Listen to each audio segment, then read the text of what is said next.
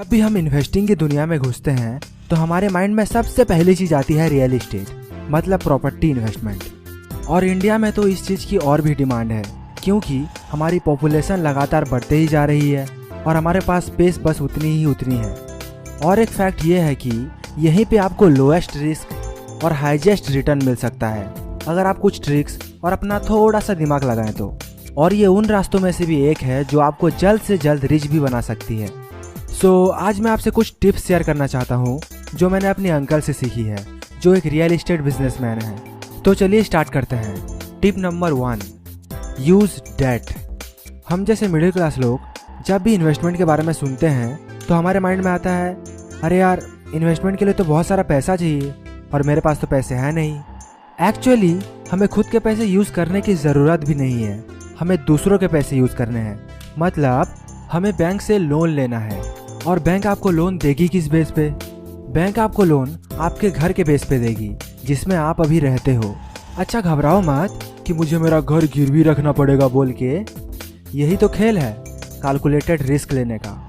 अगर आपकी एक टिपिकल इंडियन घर है तो उसकी वैल्यू आज की डेट में लगभग 30 से 40 लाख के अंदर होगी और उस हिसाब से आप अपनी दुकान से या अपनी नौकरी से साल का 5-6 लाख रुपया कमाते होगे।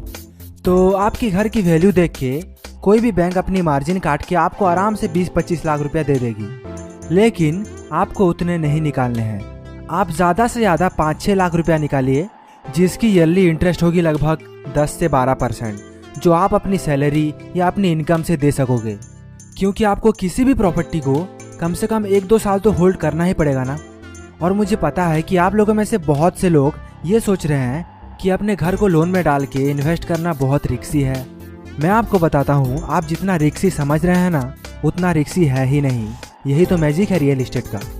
ये कोई स्टॉक मार्केट तो है नहीं कि कल आपने 300 रुपये की एक शेयर खरीदी और अगले दिन उसकी वैल्यू 30 रुपये हो गई। रियल एस्टेट में ऐसा नहीं होता है। इसकी एक एग्जाम्पल मैंने पहले भी आपको किसी एक वीडियो में बताया था।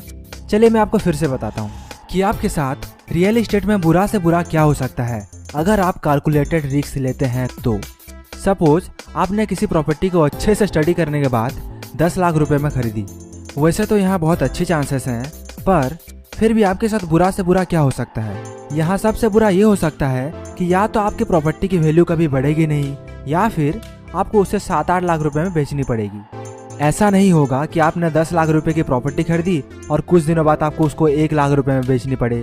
प्रॉपर्टी के केस में ऐसा नहीं होता है। रियल एस्टेट की वैल्यू उतनी डाउन नहीं जाती है। दोस्तों, बैंक से लोन उठाइए, उसकी जो इंटरेस्ट है वो अपनी सैलरी से भरिए और उस पैसे को रियल एस्टेट में इन्वेस्ट कीजिए। ये थी टिप नंबर 1 और इसी तरीके से आप रियल एस्टेट में इन्वेस्ट करना स्टार्ट कर सकते हैं। टिप नंबर 2, कोलैबोरेशन और पार्टनरशिप। पार्टनरशिप हमारे दिमाग में बस बिजनेस के टाइम ही आती है, इन्वेस्टमेंट के वक्त नहीं आती, जो कि एक गलत बात है क्योंकि आप इन्वेस्टिंग में पार्टनरशिप करके अपने लिए बहुत सारी इन्वेस्टमेंट अपॉर्चुनिटीज़ बढ़ा सकते हो। सपोज आपके नज़र में एक प्रॉपर्टी है जो इन्वेस्टमेंट के लिए बहुत अच्छी है, पर उसकी जो प्राइस है वो 30 लाख रुपए है और आपके जुगाड़ में अभी लगभग 10 लाख रुपए ही हैं। तो यहाँ आप कुछ पार्टनर्स जोड़ सकते हो, चाहे वो आपके फ्रेंड्स हो, रिलेटिव्स हो या कोई भी हो, बस उनके पास पैसे होने चाहिए। उनको बुलाओ और उस प्रॉपर्टी के पोटेंशियल के बारे में बताओ, लेकिन उनको ये भी बताओ कि वो इन्वेस्ट अपने रिस्क पे करें, आपके रिस्क पे नहीं। तो इस तरह से आप अपनी इन्वेस्टिंग पोटेंशियल को बढ़ा सकते हो, इन्वेस्टिंग में भी पार्टनर्स जोड़ के। Tip number 3, ugliest property in the best area. Normally हम जब भी किसी प्रॉपर्टी को देखने जाते हैं तो हम ये देखते हैं कि वो कितनी सुंदर है, कितनी मस्त है, लेकिन एज ए इन्वेस्टर आपको ये सारी चीज़ें नहीं देखनी है।